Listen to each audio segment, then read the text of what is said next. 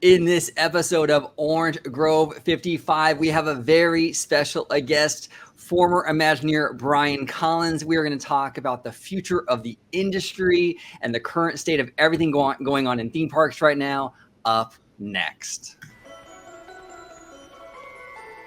Welcome to Orange Grove 55. Thank you so much for joining us today on this very special edition of Orange Grove 55. We have former Imagineer Brian Collins with us today. Brian, thank you so much for coming on today, sir.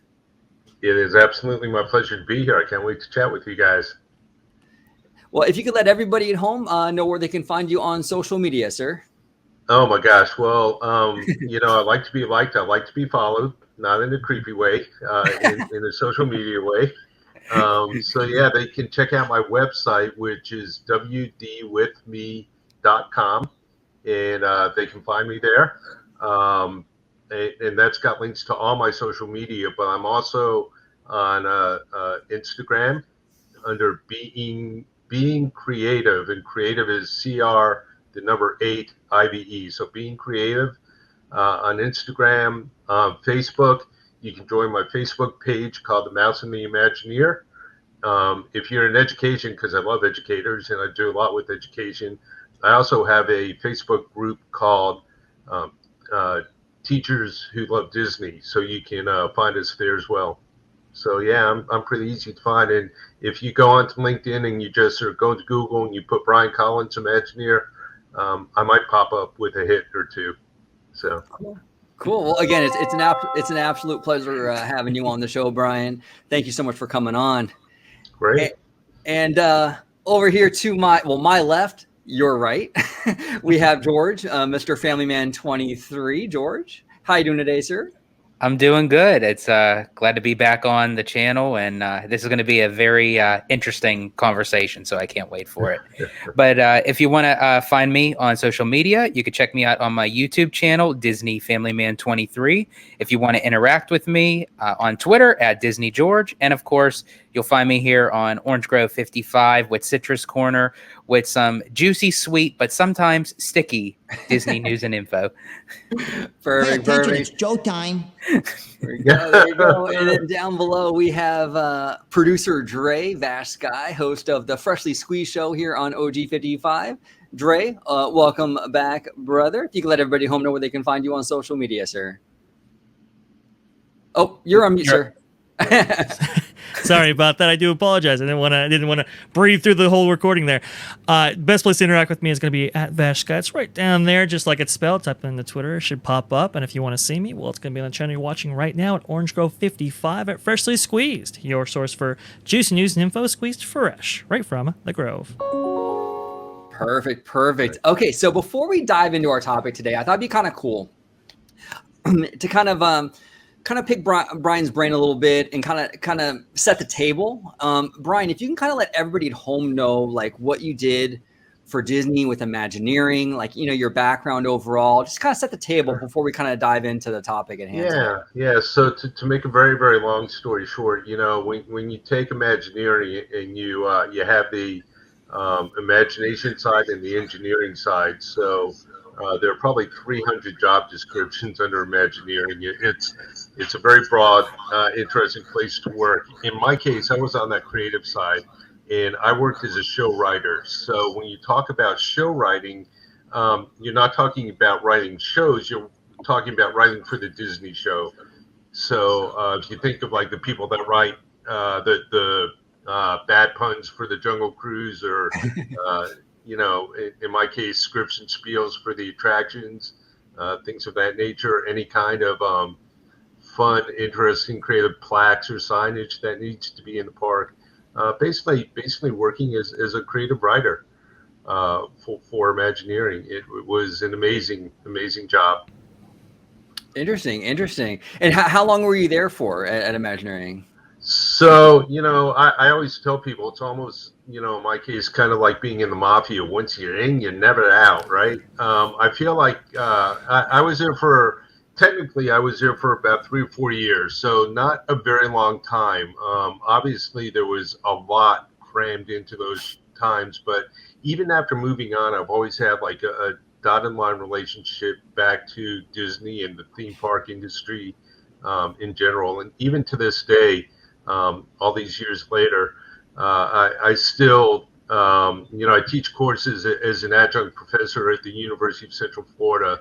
In the fall, I'll be teaching a course in product development for theme parks, which is how you come up with the ideas for new rides and attractions. And I'll be teaching a second course in entertainment operations. So, I'm always doing a lot of stuff in the parks. And if you go to my website, wdwithme.com, you can learn how, if you want to like tour a theme park with me or have a private dinner with me, you can. I do that all the time too. So it's really just been such a great ride, and Awesome. continues to be. Yeah. That's great. Awesome. Now, did you focus like when you were doing the writing for these attractions and what have you? Yeah. Did you focus mostly on Florida, or a little mix of Florida and Anaheim, or? It was mostly Florida, the Florida theme parks. When I was hired, it was shortly after the Disney MGM, well, back then Disney MGM Studios opened up. And if you remember back then, there was a very active production studio. We had a back lot, a New York Street sound stages. There was a lot of, second unit movie production, TV production, commercials, all kinds of the Mickey Mouse Club, game shows, all kinds of stuff was being taped. And one of my jobs was, as a guest, you could go and you could tour the back lot, or you could tour the studio facilities. And a big part of my job was keeping those scripts fresh and updated with what was going on any given day. I also did a pretty nice job of plussing the Great Movie Ride. By the time I got to it, it was certainly a well-established attraction and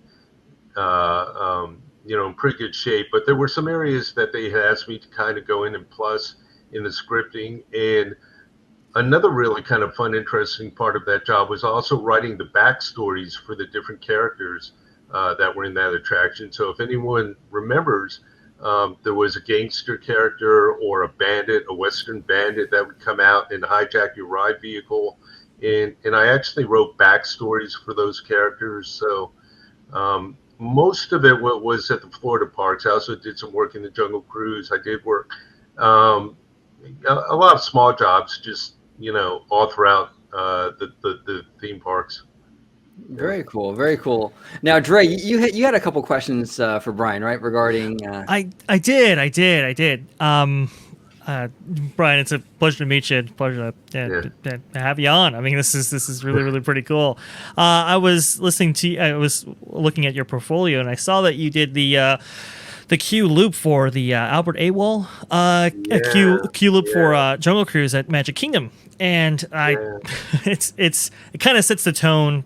The perfect tone for the entire attraction, and I believe the Imagineers out here in Anaheim adapted it for their purposes for the Jungle Cruise out here. If I'm not mistaken, maybe I have that wrong, but I just think it was so well done. It was so unique. It was just an awesome tone setter, and really kind of sets the standard for kind of Q loops and how that's kind of done for these attractions going forward.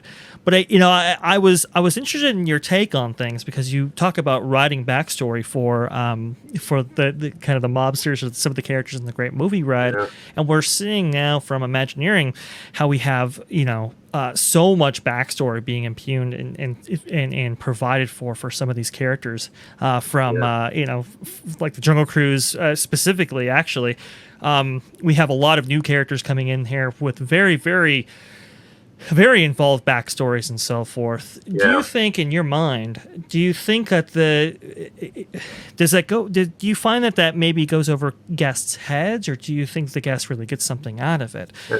There was so much information coming out, it was kind of hard to keep up with, even for a mega fan like I. What is your thought on this? Yeah, that's a really interesting question. There definitely is a lot of backstory, certainly in the Jungle Cruise, and that attraction especially has kind of taken on a life of its own. The skippers that work in the cruise, Jungle Cruise, become a very tight family. And even after people move on from there, they stay together. It's kind of like the people that actually work in like the Haunted Mansion, the hosts and hostesses, or in my case here in Florida in the Great Movie Ride, what we would call the riders. There's some attractions where the cast members become really very attached to the attraction as they should. And a lot of times that will kind of fuel the mythology and the backstory that comes out of it. And things will just kind of like take on a life of its own. When and let me say also, the idea of writing backstories obviously is nothing new. I mean, to the contrary, it's something that is in the DNA of, I think, every Imagineer. Is everything starts with the story before any attraction. So I mean, I had the joy and pleasure of getting to meet Mark Davis, for example, and Mark worked on as you know, Haunted Mansion and Jungle Cruise and Pirates of the Caribbean and Raleigh Crump as well. People like that, and the backstories that they wrote were just amazing and legendary in some ways. And not all of it got used, and most of it is not known to the guests, which is part of the question. Does it go over their head?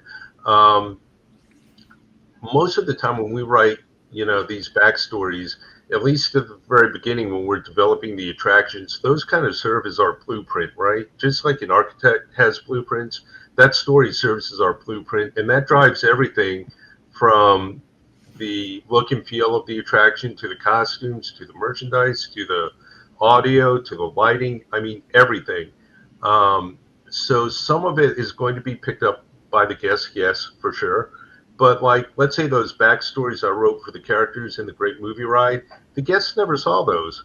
And they weren't intended to be. Those were for the cast members, so that any cast member that played the bandit or the gangster would have a consistent sense of who those characters were, and to be able to give a consistent show to our guests.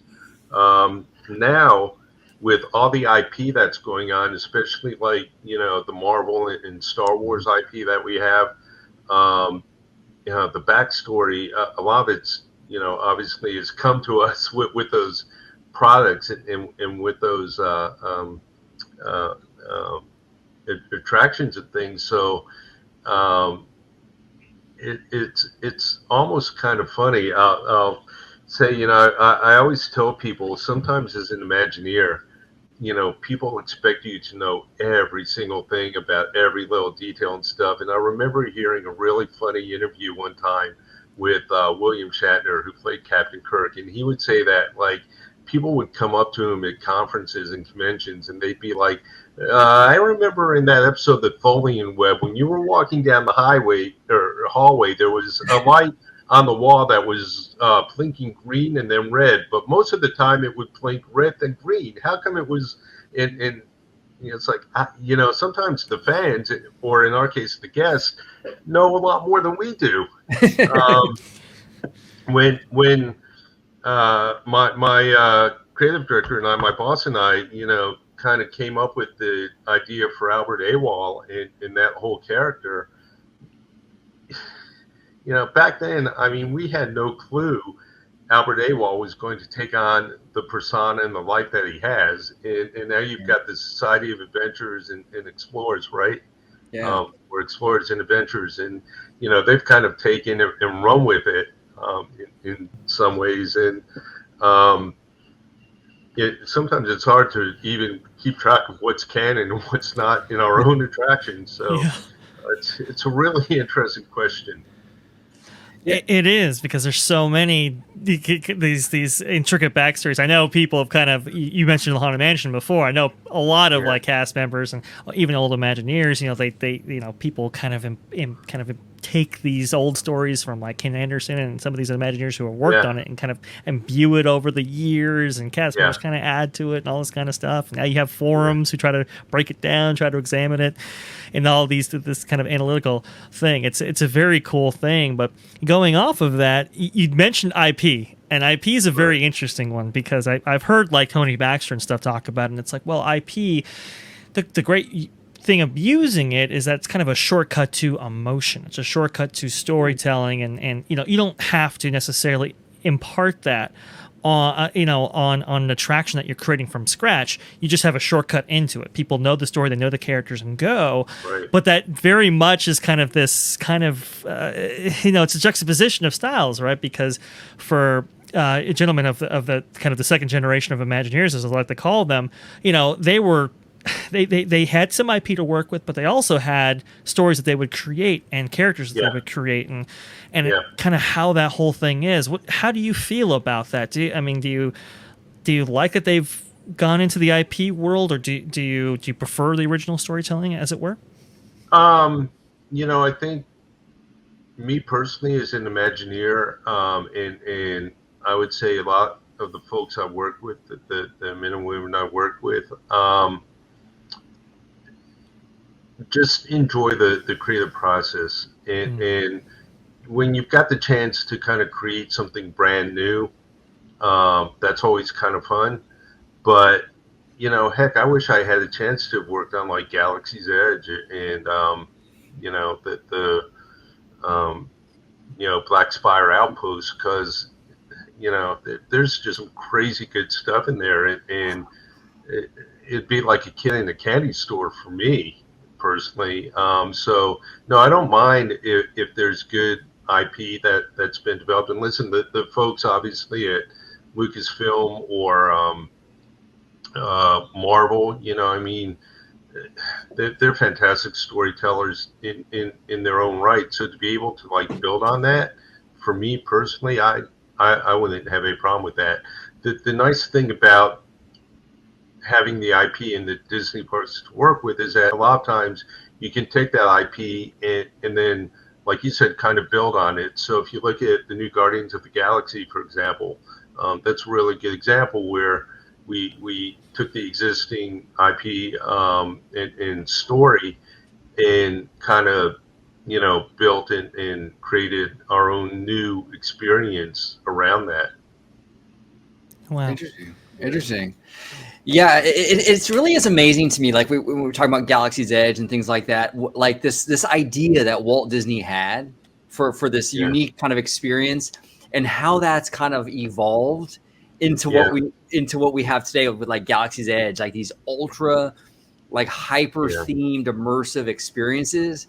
It's come a long way. It's pretty wild to think about, Yeah, now, from your time in the company as an Imagineer, from the time that you started to the time of your last project, as technology evolved and everything progressed, was there a difference of how everything kind of started with the blue sky process to the finished product over time?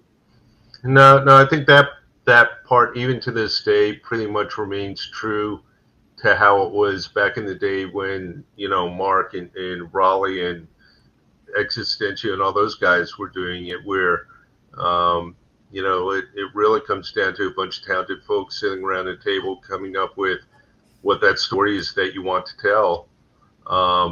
The difference is just the tools that you have to tell that story.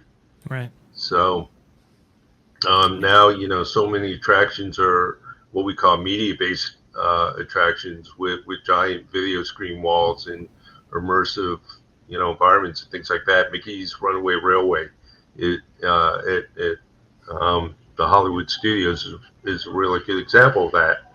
So which is actually one of my favorite rides in Hollywood Studios. I do enjoy that.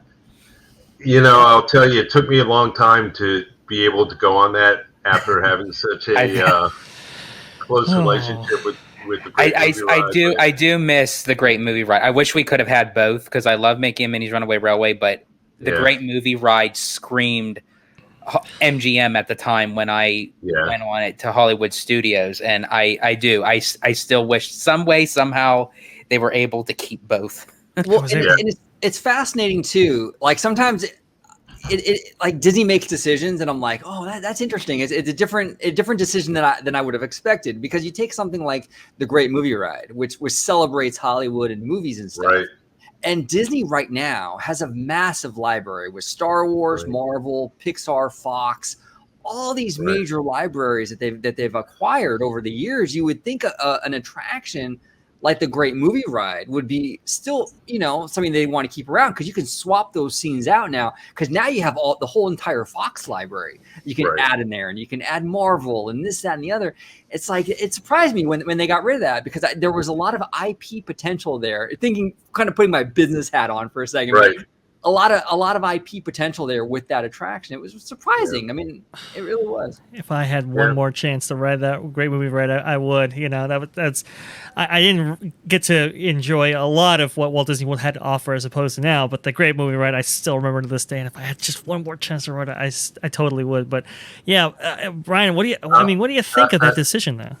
I'll tell you. Well, obviously, I used to always, as the studios several years ago was going through the transformation from what it was to what it is today. Excuse me.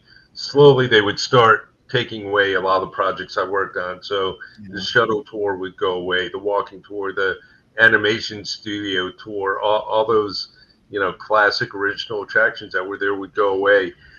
And I would always tell people, yeah, I worked on all those. I'm sad that they're gone. As an Imagineer, you kind of know that that's part of it.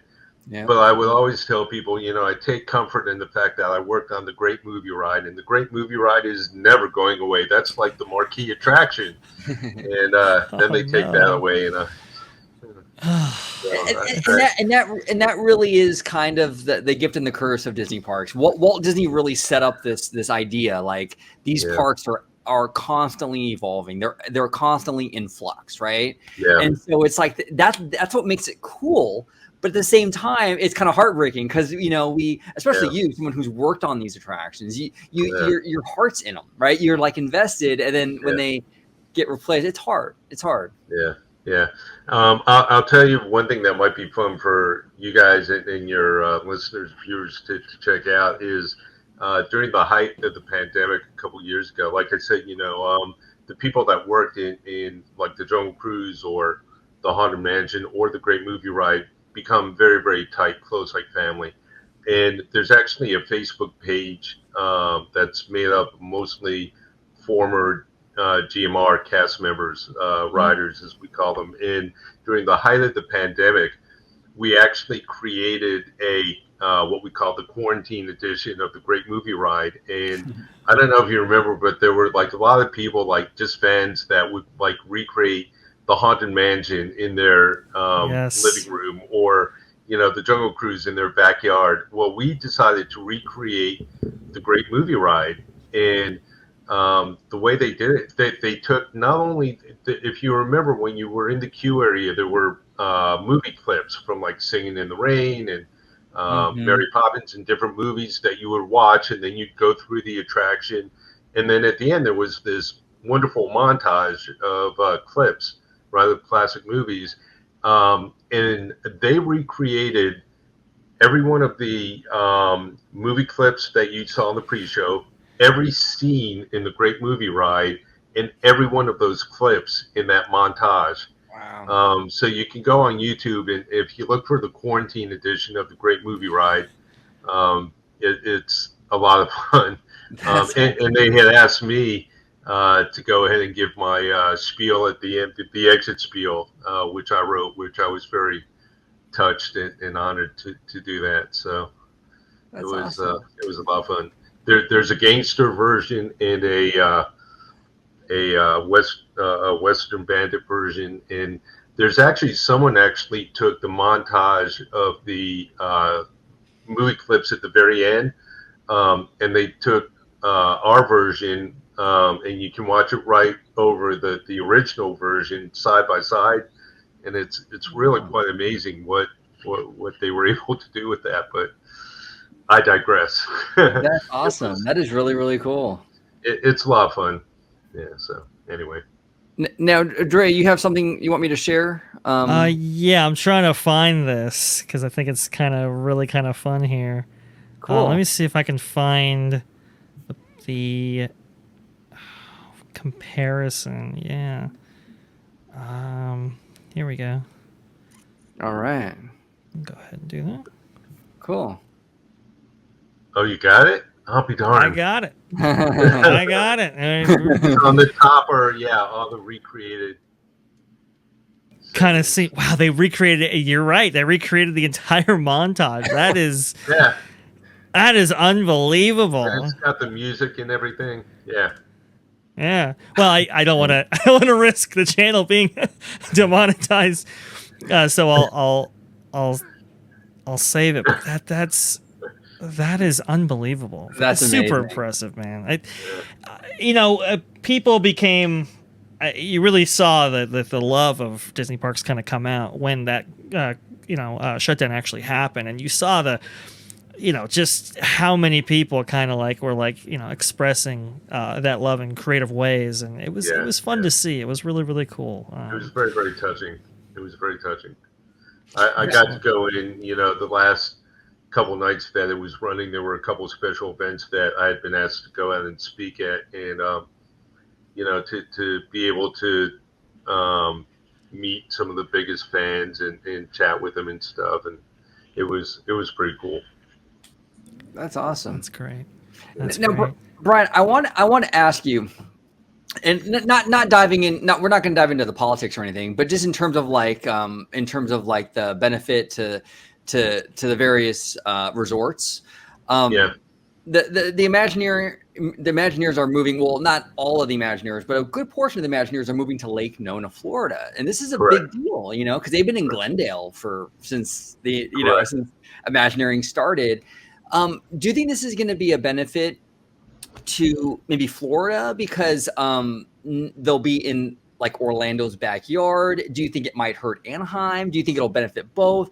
Where do you kind of stand on that in terms of the Disneyland Resort and the Walt Disney World Resort? Really interesting. So, in one sense, it does it is kind of logical to move it to Orlando because that's where you've got not only the four theme parks right there together. You've got the resorts that Imagineering works on. You're right by Port Canaveral, which is where Disney Cruise Lines sails out of.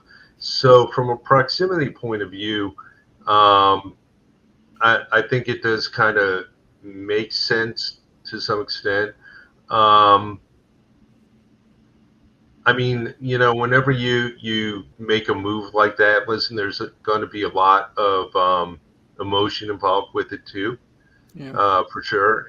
And they're going, and there's a lot of nostalgia and all of that. After I got hired into Imagineering, they flew me out to 1401 Flower Street, and I got to tour out there, and so I've got wonderful memories of working out there as a young Imagineer. That's where I first met Mark Davis, actually, was in the lobby of Imagineering's headquarters. There was a display of his artwork that was on display from Pirates of the Caribbean and the Jungle Cruise and all that stuff in the lobby area. And I was looking at it, and I went around the back side of one of the boards, that where they had all this stuff. And there's an older gentleman and his wife standing there looking at it. Then he turned around. It was Mark and his wife, Alice Davis. I just about dropped my teeth. And he's like, what do you think about this, And it's like, it's pretty good, Mark. I think it'll be fine, And I was probably too dumbstruck to even really say anything coherent. But I remember it was just the nicest guy, and I had the chance to meet him a couple times after that. But awesome. So 1401, obviously you don't make a move from a place like Glendale to Lake Nona without some bit of emotion attached to it. Yeah. But in the long run, 10 years after the move, people will probably, I'd like to think things, and I'd like to think that they'll probably keep some of the operations intact in Glendale as well. But yeah, Yeah. I think they will. I really do. But I mean, I like to know Brian's take on this because you were unique in that you were a Florida resident working Yeah. on Florida, yeah, yeah, attractions and so forth out there. yeah. I think I think you'd be you can tell all the other Imagineers, hey, it's not so bad out in Florida. It's pretty good. So some things are good anyway. Well, there's been like I don't know. I'm now kind of curious. There's been this idea that maybe Imagineers should be out in Florida in order to design for Floridian-based attractions because it's like you kind of have like this sense of Like the weather. the Floridian, the weather, the Floridian populace, and how they react to certain things and so forth. And some people kind of have been criticizing Imagineers almost, saying Yeah. like, oh well, they didn't put in the shade structure. It's like, haven't they ever been out in Florida? It's like, Right. what's your take on all that? Do you think that's kind of hogwash? Do you think there's something to that? I listen. We built 4 amazing parks. With WDI being located in Glendale and parks around the world. So I don't know if that in of itself. I think there are probably a lot of reasons, and certainly stuff that would ever be above my pay grade. But in terms of like tax, advantages and things like that, ability to group things together. And I will say, I mean, Lake Nona is just an amazing community. It's being, it's been developed from the start as like a smart city with, very, things to reduce our carbon footprint and, electric transportation. And it's a very, very forward-thinking community, and they're attracting a lot of amazing forward-thinking businesses, not only like Imagineering, but like in the health business and medical centers and gaming and simulation. So it's I think at the end of the day, it's going to be a good move. Not that it's going to be an easy move, and there's obviously a lot from people relocating from California to here, a lot of different layers to that move, and moving from one state to another state. The like I said, not getting into the politics of everything, but listen, you can't ignore it. So, but I think they put it off for I think another 4 years or so, if I'm not mistaken. I think Yeah. Right. They did. 2006 or 2008. So we'll see. Well, and We'll see. it's interesting too with if Walt Disney unfortunately didn't pass away in 1966 and would have lived to see the Epcot project come to fruition, he might have moved a lot of Imagineering over to Florida because he was going to be a busy man in Florida with Epcot, so that move might have happened in maybe in the early 70s or what have you, had Walt survived. We just don't know, and I would think it probably would have happened. That's a good point. It's very, very possible. Yeah. It's fascinating to think about. It really is. It's fascinating to think about. But I think at the end of the day, it'll be okay. I think that I think that look. I mean, these Imagineers for decades have created amazing attractions all over the world from Glendale, and they can do the same thing from Glendale, Lake Nona, wherever they are. Very creative people, and I think that. It'll be fine. I think it's going to work out. Absolutely. Yeah. The university here, University of Central Florida is top notch. Like I said, I'm an adjunct professor out there and teach courses in theme park design and development. So Cool. there'll be wonderful. I'm sure a wonderful relationship that will be built with the university, and like I said, a lot of other like-minded forward-thinking businesses. So, Cool.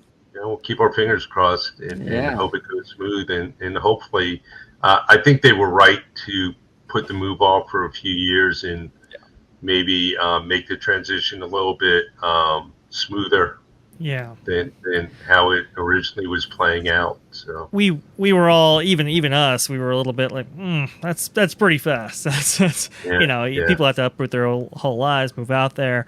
Yeah. I do think it was probably wiser than to kind of extend it out, just kind of stretch it Yeah. out, and just smooth out the process, so to speak. Yeah. Now, you were talking about we were talking about immersive worlds and these amazing, just next level lands that we're seeing created, both on really by both corporations, by both Disney and by Comcast Universal.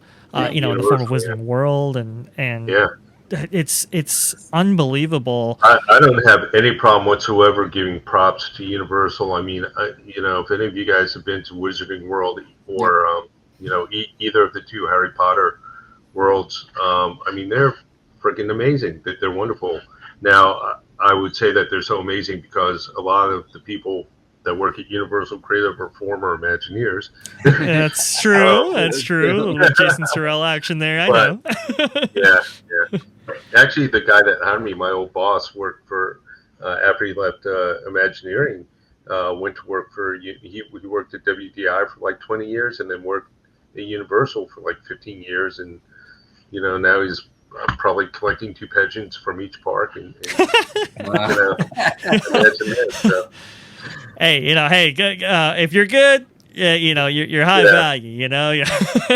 You'll find your way. That's for sure. But now, immersion. Yeah. Oh, go on. Oh no! Oh, go ahead, Brian. I do apologize. I was going to say immersion is definitely going to the next level now. And I think that's going to be a trend that we're going to continue to see because I think the creative minds behind a lot of this stuff are just finding new ways to immerse guests and keep them that way. And the expectations, are kind of there now. I mean, right. I'll go way back to, we were talking about the Jungle Cruise queue earlier. And when we did that, rethemed the Jungle Cruise queue back in the, I guess it was like the early 1990s. That was, if I'm not mistaken, like, if not the first, certainly one of the first queues that had been created as an immersive environment. Before that, queues were mostly just stanchions and ropes. And so that kind of, set the tone in some ways to be able to start to immerse the guests in the story before the actual, attraction began. I mean, notwithstanding things like, obviously like the Haunted Mansion queue area or some of those, but the Jungle Cruise, was certainly one of the first. And over time, as technology and stuff has evolved, the experiences have just gotten way crazy in a good way. And I'm so excited to kind of see where they keep going with it. Well, that's even like Pandora and Animal Kingdom, like with the floating mountains, and you're in the queue line for Flight of Passage, and you see that gigantic avatar in that hyperbolic chamber while you're in the. And I mean that it's just it's astonishing that you'd actually think that was man-made, created. You'd think it was just organically, naturally there, and it's And even more than that, then you look at like what they did with Rise of the Resistance, for example, and how that's just become such a benchmark, to rise to, because you're moving from one environment to another environment, from one ship into another ship into trackless vehicles, and then you've got the cast members who are kind of playing their parts and interrogating you, and it's the animatronics and everything. So I mean, it's just kind of crazy. I really kind of think that that's the future of where attractions are going to be going. But it doesn't even stop there, because now obviously with the new Halcyon, right? The Yeah. new Yeah. right Yep. Yeah. Starship Star Cruiser. that right. And you go in there and you spend 2 days completely immersed in the Star Wars universe, and you eat, sleep, and drink there, interact with the characters there, and then you can go out into Galaxy's Edge, into Batuu, and the Black Spire Outpost, and interact and continue with the storyline there. It's So, wild. yeah, so I mean, they're finding ways to take these experiential attractions and resorts and restaurants, I mean, all of it, and kind of start weaving it all together. Westworld, right? Yeah. Hopefully, Yeah. Yeah. I hopefully oh, the humans won't, wind up getting killed by all the animatronics.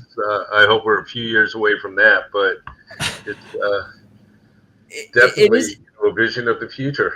It is incredible. Yeah. We started off a certain way with the theme parks in 1955, and they've evolved and evolved and evolved. And Universal has definitely been part of that evolution, Yeah, like with Wizarding World and what have you.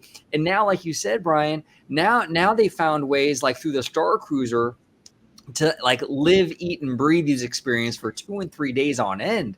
And yeah, and you can do that with anything. I mean, you can do a Marvel experience like that, or yeah. Universal can do a Jurassic Park experience like that. I mean, the potential with all these concepts are just limitless. Yeah, yeah. I'm not gonna be surprised if we don't start seeing more of that. For sure. It's it's uh, it's going to be really fun to kind of see where it goes. Yeah. And even smaller attractions are doing it now. I mean, I remember several years ago I was asked to write some stories for a new park that was being developed in China, and the park had 5 lands. So I took and I wrote, my whole storyline was based on the 5 elements, right? And I wrote 2 or 3 different storylines based on that, earth, fire, water, those, and that, like saying, when you do that, that kind of serves as the blueprint, and that's, my goal was to really create a creative blueprint story for those parks, where you would just be immersed in everything from not only the attractions but the environments, to the restaurants, to the costumes, to the music, to everything. Um, and you're just gonna, I think, be seeing more and more and more of that. Where, as opposed to the older days, where it was just little one-off attractions or parks. Right. yeah. I mean, it's quite interesting because I like to think of the second generation of Imagineers, who were kind of like the fans of the medium, right? They had grown up with theme Yeah, parks and kind of immersive storytelling, and they kind of pushed the medium forward. Well, now we're in yeah. this Joe third Rohde's a slash great example. I mean, you look at what he did with Animal Kingdom, and it's crazy. right? And he talks about it. Joe Rohde talks about how, hey, we're kind of in this video game generation, so now Yeah, we have to be even on a higher playing field than we exactly, were even before when it comes to immersion. So yeah, you have these kind of exactly. cohesive experiences that are just like stem to stern, just whoa, and it just fully enveloped. And I think you're right. The Halcyon is kind of like the next extension of that. Yeah, It's getting crazy. yeah. I love it. It's really kind of cool for me, because when I go in and I teach my courses in product development for theme parks, I teach, now I teach them very, very different than I did even 5 or 6 years ago, Wow. um, because the tools are different, and the students, now the fourth or fifth generation, right, of Imagineers are the ones that I'm teaching, and um, like I said, just the toys they have in their toy box are just incredible to work with, and so to be able to kind of prepare them and see what they do just as students is sometimes would blow your mind, and than to see them take that and go out and create, real world attractions. It's something else. Man, that's wild. Yeah, That is yeah, wild. I'm looking very much forward to some of the younger Imagineers coming up with the tools afforded to them, with the kind of the history and legacy of what has come before, and kind of. I'm just hoping they hire me. They don't forget their old professor. Come back. Hey, well, and I tell you what, we need that institutional memory. We need those people who have met Mark Davis or kind of were inspired by the original and can kind of understand. Hey, you do this way because of these things. Yeah, Maybe it doesn't make sense now, but it will make sense later. Yeah, getting to walk through. I'll tell you another one of the coolest experiences I had was I had the chance to walk through both the Magic Kingdom and also Epcot with John Hedge. And if your listeners don't know him, you can Google him. But our listeners know. I'm sure. Just to hear him talk about how he picked different colors for different things and how it was used in the parks was, just phenomenal. And the interesting thing is that even though the newest generation of theme park designers and Imagineers have all these wonderful tools to work with, at the end of the day, it still comes back to creating a good story, a good experience, and not using, smoke and mirrors and bright lights and projections just because you have them. I mean, obviously they have to fit into the experience that you're trying to tell. And I've been to other parks and stuff where sometimes y'all go into an attraction and they just try and do too much with it. Yeah. Sometimes it's just the old school stuff that works the best. I mean, listen, in the Haunted Mansion, Pepper's Ghost has been around for, probably over 150 years from the days of Vaudeville. And Pirates of the Caribbean, The Burning City is an old theatrical effect that's been around for 100 years. So it's not always about, the bells, the bells and whistles. But having them as an option is certainly a lot of fun. Like you said, the bells and whistles shouldn't be a substitute for great story, and that's where it kind of goes back to right there. Yale Gracie, he was always cooking up some stuff in his workshop and doing some stuff, but it was always the story. If it didn't benefit the story, it didn't get used. Yeah. Well, and that's the beauty too. Is like a lot of people will say, well, I don't like I don't like screens, like screen-based things and this, that, and the other. And I'm like, well, every attraction has a different need. There are some attractions that are just going to need a screen and some that don't. And you utilize this technology based on what the attraction needs. So for a Star Wars ride, well, you're probably going to have to use some screens. You're in outer space, But the Imagineers, those Imagineers just figure out where to use this technology when it's appropriate, right? And that's kind of the key. It's not that like all screens are bad. It's just that sometimes you need them, sometimes you don't. You just have to kind of know when to use this stuff and when not to. Yeah. Mickey and Minnie's Runaway Railway is a good example. I mean, the whole idea is that you're being thrown into a comic book, right? Yeah. So without the screen immersion that they have in there, it'd be kind of hard to do that the way that they've done it. Yeah. Especially the end scene where they literally, like the indoor factory actually transforms right in front of your eyes as the park, and that's astounding. Yeah. That's amazing. I just wish Walt was still with us today, so we can kind of take him on all this stuff and show him. Look, this is how far your creation has gone, and the technology and all these amazing people that have come along the way. And it's just like, man, I just wish he was here to enjoy all that stuff because it's just grown so much since then, Yeah, sure has. Isn't he frozen under the castle or something? Right? I believe his frozen head's on Twitter making tweets right now, so we can that. I'll tell you kind of a funny story. Sure. little irreverent, but what the heck. So I was asked to speak on a Disney cruise a couple years ago, and it was in October, so they were doing one of their Halloween sailings. And of course, they have a costume contest. So for my costume, I actually made a frozen waltz head inside of, like a box that I carried around with me that had lights and sounds and stuff. And I wore a lab coat, and so I carried Walt's frozen head with me. And I'm sure I traumatized. And I had it so he would actually say different phrases. So he would say like, "Hey, my favorite movie's Frozen. What's yours?" Or, "Hey, it's cold in here. Will you let me out?" And I'm sure I traumatized lots of children. Lots of moms had to explain, "Mommy, why is that man carrying Walt Disney's head around in a box?" But it did win me first prize on the costume contest. So, fantastic! That's my fantastic. My trophy here. That's Hey! Good for you, Brad. That's awesome. That's great. No. Hey, I think I think Walt would kind of find that humorous. I think he would. I hope so. Well, I got more stories.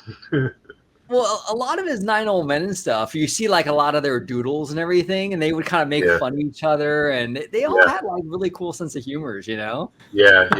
Existentio and Raleigh Crump in particular was, kind of a twisted dude. When you look at like his Museum of the Weird stuff that he created for what was, the original concept of the haunted house, what turned into the haunted mansion. Yeah. I still want to see that Museum of the Weird just to see how. Yeah, apparently it kept Walt up. It was like, whoa, it was like I couldn't sleep last night thinking about that kind of stuff. I'm like, wow, what did Walt see? I kind of want to see that now. Right. Well, when I met Raleigh, I mean, he was like again, just the nicest guy. I remember he just had the biggest, a huge smile. His son, Chris Crump, was actually an Imagineer and worked at WDI for a little bit and happened to be working in Florida at the same time I was. And I remember there was a time when Raleigh came out and came to visit and stuff. But yeah, I would love to have, gone out for some drinks with him and Existentio and some of these other guys. That'd be crazy. Oh, man. That'd be fun. Oh, geez. It'd be some fun drinking. Boy. I have to ask you, being that you mentioned drinking during our corresponding messages trying to put this together, you had mentioned about some of your favorite places you like to drink around Walt Disney World. So I just have to ask you, what are some of those places? Yeah, I did an event for a group of travel agents a couple of years ago, and I called it "Journey into Your Imagination," and it was my version of drinking around the world. I always freak people out because I'll usually start in Mexico in Epcot, and you do the mezcal flight. Yeah. And it comes with freeze-dried crickets, and I don't have a problem eating those, so that's always kind of fun. In Germany, they've got pear brandy that will take the paint off of any car, and probably if you run out of gas, you could just use that stuff. So, yeah.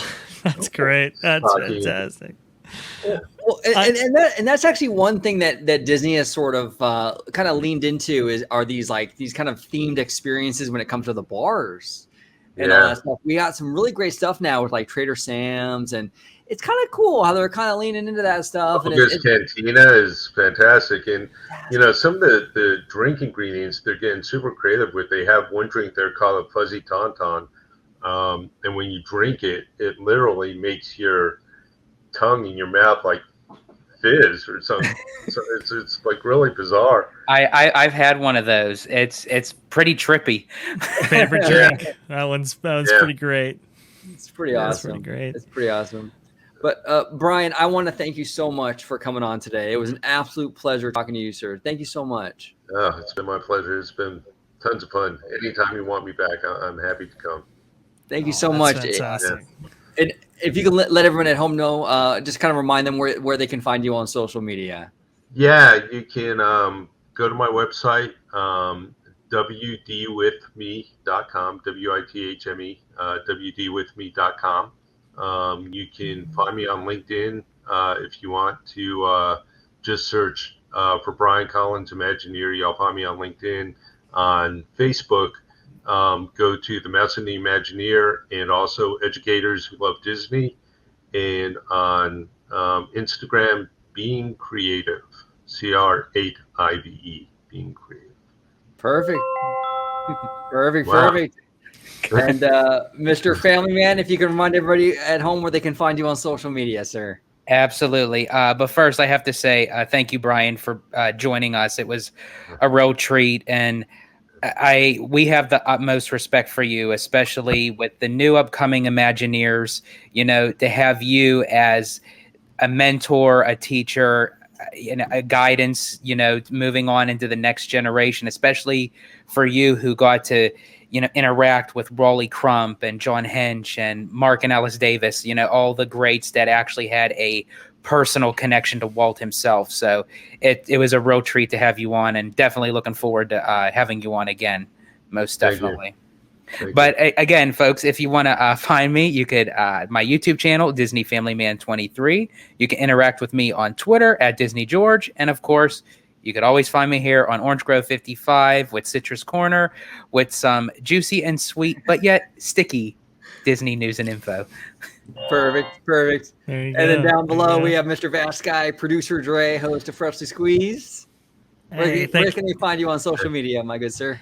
Hey, the best place to interact with me is going to be on Twitter. It's right down there, just at VashSky. You can go ahead and type that in. You should find me, no problem. And if you want to see me, well, it's going to be on the channel you're watching right now at Orange Grove 55 at Freshly Squeezed, your source for juicy news and info, squeezed fresh right from the Grove. I will say this, Brian. I'll echo George's sentiments, but I'll echo yours as well. WDI, go ahead, give this man a call. He's a great Imagineer. Go ahead. Let's bring in some of the old cats here and have them create great experiences for today. I mean, I think that institutional memory is very much needed.